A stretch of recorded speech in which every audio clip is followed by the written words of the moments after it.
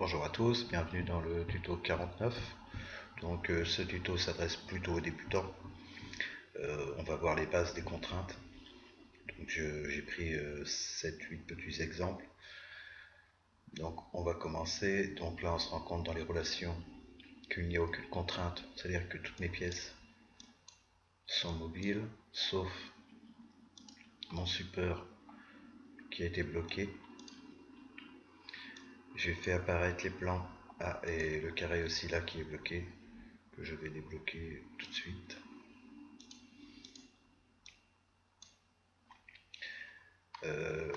Là ici on voit les plans de construction que j'ai fait apparaître en cliquant droit visibilité, parce que je vais m'en servir dans mon plan d'ensemble pour exercer des contraintes, non pas sur les faces, mais sur les plans de construction. On va commencer par ça d'ailleurs. J'aurais dû le laisser bloqué.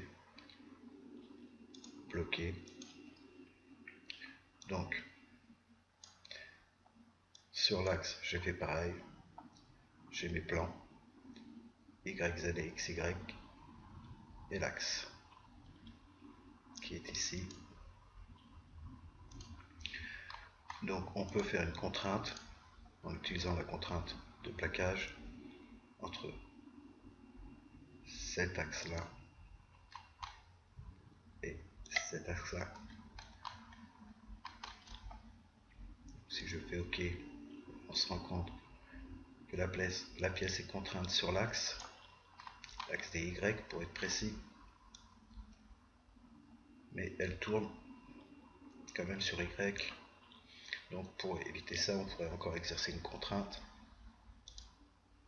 Donc je vais exercer une contrainte. Ce coup-ci, je vais la prendre directement ici, par exemple entre le plan YZ.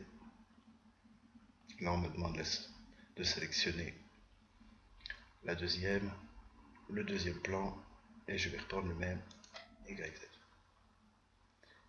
OK.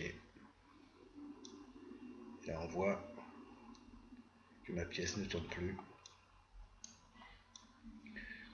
mais il y a toujours une translation sur Y. Donc, je peux l'arrêter en lui disant pareil. Donc, on peut utiliser les faces, je peux utiliser les arêtes. Que ça va aller ici. Et là, ma pièce est complètement bloquée. Donc, je vais débloquer mon carré, parce qu'évidemment, sinon, d'ailleurs, on va le faire. Si j'exerce une contrainte ici, pour aller par exemple à l'intérieur, ici, et je fais OK, là, il me dit qu'il y a un problème. C'est normal, ma pièce est bloquée, et évidemment, elle n'ira pas se mettre où je veux. Donc, soit je peux faire modifier, soit je peux faire annuler. Admettons qu'on fasse accepter la relation. Donc là, on se rend compte qu'on a le Design Doctor. Et on se rend compte aussi que on a un plaquage ici qui ne peut pas être effectué à cause, moi je le sais, c'est du blocage de la pièce, mais des fois on se demande pourquoi. Donc, en tout cas, quand vous avez Design Doctor allumé en rouge, c'est pas normal, c'est que vous avez une contrainte qui n'est pas bonne. Donc, réduire les enfants, les descendants. Donc là, évidemment, on la voit pas. Si je développais tous les descendants, là, on se rend bien compte qu'elle est ici. Mais on peut directement utiliser Design Doctor. Donc, plaquage, relation incohérente, suivant. L'une des relations n'est pas cohérente avec l'autre, doit être modifiée, supprimée ou masquée. Suivant. Donc, moi, je vais la supprimer. On aurait pu la masquer, ça ne sert pas à grand chose. Moi, je vais la supprimer. Terminé. Et là, Design Doctor est revenu en gris. Et je n'ai plus de problème dans mon ensemble. Réduire tous les descendants. Maintenant, on va enlever la visibilité des plans dans cet ensemble. Voilà, là que dans celui-ci, parce que le carré en fait a toujours ses plans ici. Donc là, je vais débloquer le carré, donc là il devient mobile, et on va exercer des contraintes entre cette face là et cette face là. Ok.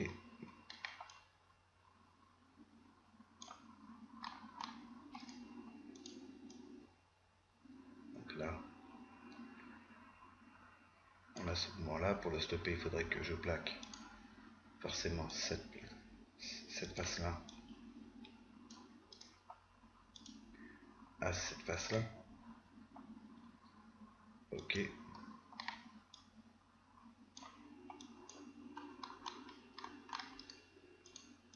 Et là donc j'ai toujours mon mouvement sur Y que je vais stopper tout de suite en utilisant par exemple les arêtes ici, entre ici et ici. Et bien sûr on peut toujours mettre une distance, on verra après s'en servir, c'est toujours pareil. Ok, donc là on va dire que ma pièce est entièrement contrainte. Désolé pour le coup de fil. Donc on continue. Donc les contraintes, ce qu'on va voir c'est la contrainte d'angle, la contrainte de tangente, logement, et symétrie je ne l'utilise jamais, donc je pourrais pas vous dire. Donc c'est parti. Donc on va commencer par le logement, par cette pièce là. Donc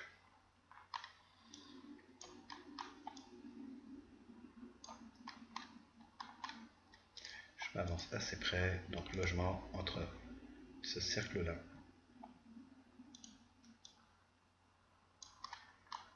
Donc je vais en faire plusieurs et ce cercle là. Ok, donc là je peux mettre une distance 10, ou j'aurais pu mettre moins 10, 0 tout simplement, et j'aurais pu lui donner des limites. Donc maximum et minimum, donc on va rester à 0, et maximum on va prendre 60 entrées. Ok, et là on se rend compte qu'on a une translation comme ça et que ça le tourne aussi.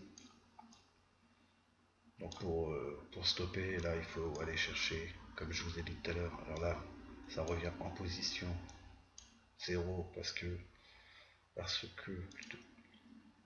dans le modifier la contrainte, j'ai sélectionné utiliser comme position de repos. Là je vais l'enlever, ok, et comme ça ma pièce reste où je l'ai. Donc voilà pour la contrainte de logement. Donc on peut faire autrement pour les contraintes des cylindres comme ça. Donc on peut rester en plaquage, sélectionner l'axe, et quand on est ici on sélectionne auxylaxe, et là on a du coup une translation sur Y, rotation. Donc pour rotation je peux prendre cette face et la coller à celle-ci, prendre une arête, je vais prendre une arête et je vais la coller à celle-ci. Ok, et comme ça la pièce est complètement contrainte, c'est à dire qu'elle ne bouge plus du tout. Donc celle-ci je l'ai déjà fait. On va passer au logement. Donc une contrainte de logement entre ce cercle là et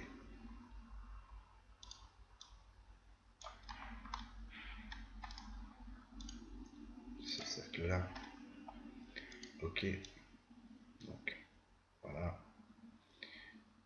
Et maintenant on peut exercer une contrainte d'angle entre cette face là et cette face là.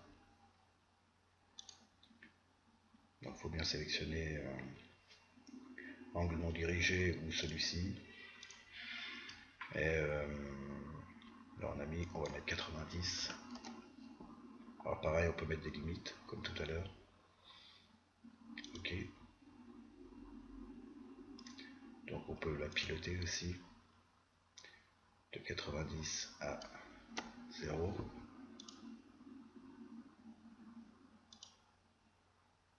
Voilà. Là on peut augmenter la vitesse. Le nombre de fois. Par exemple 2 fois, début, fin, début.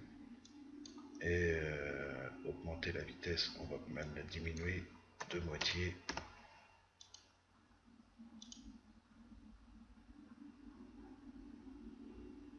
Voilà. Ok. Donc là, c'est rotation, translation. Donc tout d'abord, on va déjà placer la rondelle. Contrainte de logement entre ce cercle-là et ce cercle. Ah, autant pour moi, bon, il l'a pris parce qu'il l'a centré obligatoirement. Donc, ok. Maintenant, on va prendre une autre contrainte. On va lui dire qu'on veut que cet axe-là soit sur cet axe-là. Ok. Donc maintenant, on va faire la contrainte de mouvement, rotation, translation entre le filetage et la rondelle. Ok.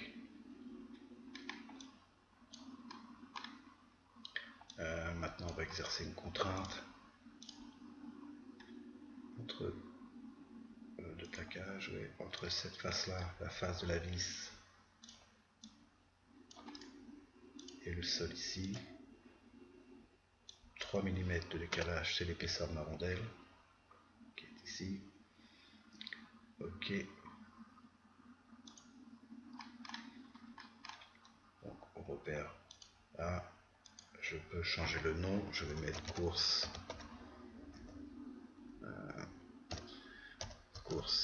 vis.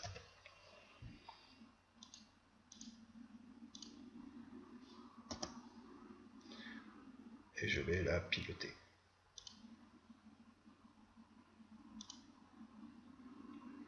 Jusqu'à 50.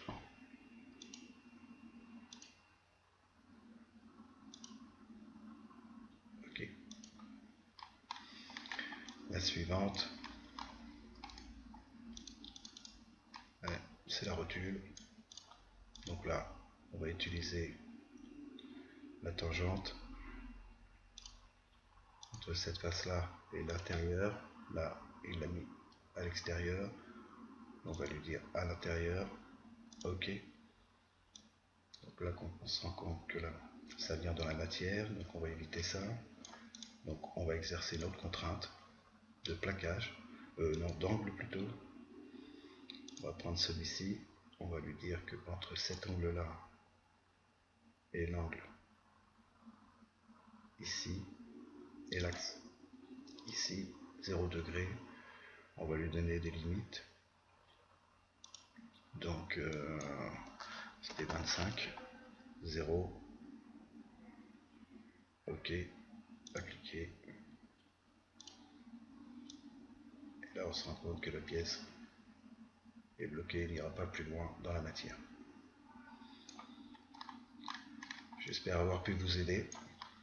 Je vous souhaite bon courage. N'oubliez pas de mettre un petit j'aime si vous aimez. Bye bye, à la prochaine.